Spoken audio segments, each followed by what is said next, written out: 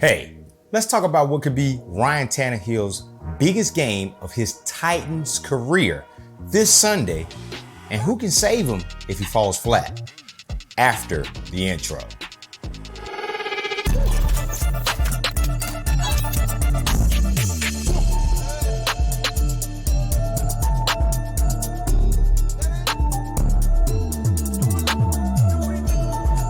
Hey, what's up? Welcome back to the channel. It's your boy Bonafide, and this is Section 240, a channel all about the Tennessee Titans, but from a fan's perspective.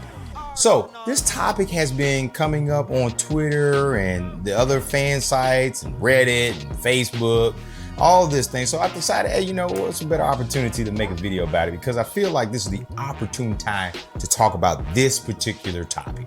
And that topic is Ryan Tannehill. Now, I made a video earlier, and I'll post it here, where at the beginning of the season, I thought Ryan Tannehill was at the start of his revenge tour. And he had all these, comments, all the videos, all the statements about how he could turn around. And these past 5 games have been an indictment on that video. So on Twitter, or X.com, whatever you call it, the cries for Ryan Tannehill to be benched have grown louder.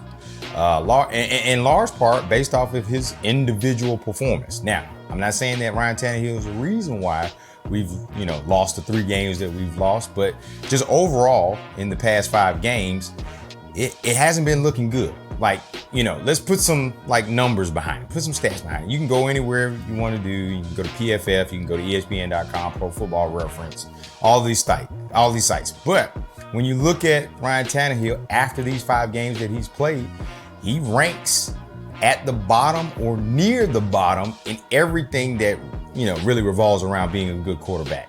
Like, he's 26th in completions. He's 24th in completion percentage. He's 30th in QBR if you rock with the QBR instead of the passer rating. He's currently tied for 31st in the NFL with 2 touchdown passes, and he has 5 interceptions. And like I said, his QBR is 37.1 according to ESPN.com. Now, you probably can find all these other stats that can prove that he's doing a good job as the quarterback, but those are the ones that kind of stood out to me: completion percentage, QBR, and touchdown passes. I mean, we're 5 games in, and we got 2 touchdown passes from our starting quarterback. Right now, if you think about it, Ryan Tannehill only has 1 more touchdown pass than Derrick Henry, and Derrick Henry's a running back. Take that for what you want. Now, I could go on and on and on about this, but there are 2 camps that I have kind of deciphered out, like where they've drawn the line in the sand about Ryan Tannehill. Camp 1 believes that unless Ryan Tannehill is hurt or injured or unable to play, that he should remain the starter because he gives us the best chance to win those games. And the Titans, we're 2-3, but we're still in a divisional race, and we know this is any given Sunday. Depends on what happens every Sunday. We can still, make a run for the title. Now, the other camp believes that we should see what we got in Willis and Levis to get a gauge on whether or not we are going to be looking for a quarterback in the draft, or we can rock with what we got here currently. Now, that is why this game in London against the Ravens is so critical for Ryan Tannehill. And it's critical for the Titans too, but mostly for Ryan Tannehill. And, if you've been a Titans fan for long enough, you're all too familiar with this type of scenario. Not that it's the same, but in 2019, we were 2-3. Marcus Mariota was a starting quarterback, and he was playing terrible. It was, we weren't going anywhere fast. And Mike Vrabel made the decision to pull him in the middle of that Broncos game. I remember watching it, and I saw Ryan Hare trot out, and then we went on a streak from that day. We ended up finishing that season 9-7. We beat the Patriots in the playoffs. We beat the Ravens in the playoffs and made it all the way to the AFC Championship game. And we just, we couldn't stop the Chiefs. But, that scenario kind of feels eerily similar right now. Now, I'm not saying that's the same trajectory that this particular team is on, but it just feels familiar. Now, this is my opinion. This is Bonafide giving you an opinion of what's going on right here. If Ryan Tannehill wants to keep his job as the starter, as QB1 on the Tennessee Titans, he has to have an above average or great game at the quarterback position. Now, does that absolve him from the previous 5 starts? No. But what that would do is that would do a lot to quiet the noise outside in the media, local beat reporters, national media, all of that. It would quiet the noise because he would give you another, I don't even know if you can call it a tease, but he would give you another opportunity to say, hey, I can still lead this team to the playoffs if given the right. Now, when I say an above average or a great game, I'm talking about multiple touchdown passes, no turnovers, and passing yard. We need a 300-yard plus game and 3 touchdowns passing, maybe even 1 running in. But he needs to be the reason why we won this game. It doesn't need to be up in the air for anything. It doesn't need to be, Derrick Henry, did another jump pass. It has to be Ryan Tannehill was the reason why we won this game because he did great at the quarterback position. Now, if he doesn't and we lose, this is the prime opportunity to make that switch, just like we did in 2019. That's my opinion. Now, we kind of know, we can see the writing on the wall that this may be the farewell trip for a lot of Tennessee Titans players that we currently, have grown up with and things like that. But we'll talk about that during the bye week. But specifically about Ryan Tannehill, we know that he's probably not going to be here now. The cap number that he has right now, his contract really means nothing to me now.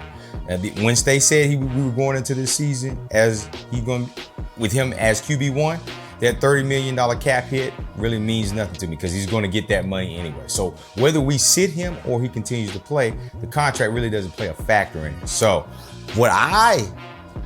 Bonafide, what I feel like would be the best is that if we lose this game, it's time to turn the reins over to the young guns, starting off with Malik Willis. Now, I know a lot of people say, oh, well, Malik is, 3 games last year. He couldn't do anything. Yeah, that was last year.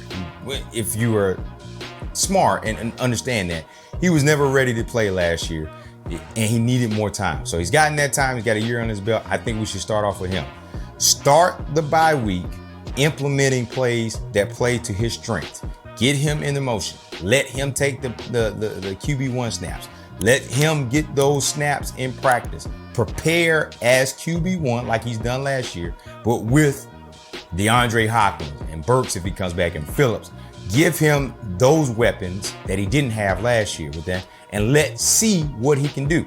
And the thing about it is that you're going to have to give him more than just 1 game or 2 games. Let him get 5 games. Because if we lose this game against the Ravens, we've already lost to now 3 AFC teams. So it's going to be hard for us to get any tiebreakers and things like that. So let's give him an opportunity, 5 games to see what he can do. Now, if Malik Willis is what everybody else says he is, which I don't buy into that, at least not right now. But if Malik Willis is what they say, still too raw, still not good enough, still making rookie mistakes, then guess what? You got 5 more games to see what you got in the rookie, Will Levis. You give him the same opportunity. You let him prepare as QB1. You give him those snaps. You let him work with the first team and see what he can do in those 5 games. This is why I think this is a prime opportunity. You allow them to play the game and allow them to show you what we got, because it will be apparent that Ryan Tannehill isn't our long-term answer. And Rand and Mike need to see what we got in-house before we start looking at this 2024 draft and seeing who or what quarterbacks, when they declare, are available and what can we get for them. Now, I mentioned in the intro that there's one thing that can save Ryan Tannehill if he does end up losing or has a terrible game, things like that, and that's Mike Vrabel. Mike Vrabel is the linchpin in this whole thing. I talked about it in my last video that the thing that bothers me about Mike is that sometimes he takes a long time to pull the trigger on decisions that affect the team because he has loyalty, he wants the vets, he wants to give everybody the opportunity to do what they can do. But I feel like that is going to be the deciding factor on whether or not Tannehill gets benched and we see the new guys, or we keep rolling with Tannehill in spite of what the record says. And it could be because Mike Vrabel still thinks that Tannehill is the best option. We're still in the playoff run.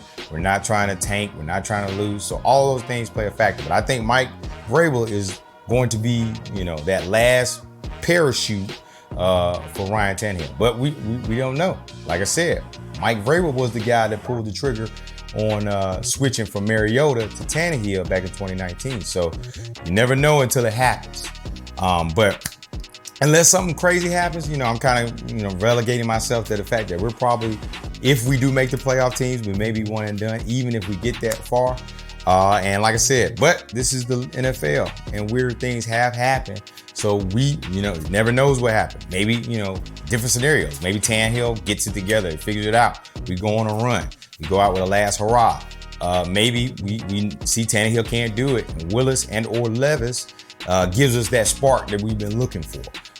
And we go on a run with them and the offense looks different. Who knows what may happen. But I know that this weekend's game against the Ravens in London across the pond is probably going to be one of the biggest games of our season. And no one could have expected that coming into the season.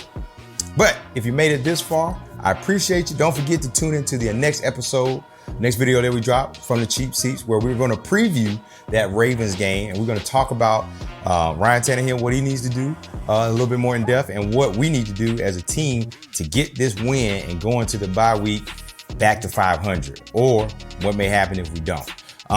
But like I said, we got our, once we're getting ever so close to 500 subs. So once we hit 500 subs, that's going to kick off our 1,000 subscriber giveaway, where we're going to be giving away a throwback Tennessee Oilers, Houston Oilers, whatever you want to call it, jersey. So, and all you got to do is be a subscriber to the channel. So make sure you like, comment, share, and subscribe, because like I always say, we got plenty of room in the section for everyone. All right. But until then, tighten up.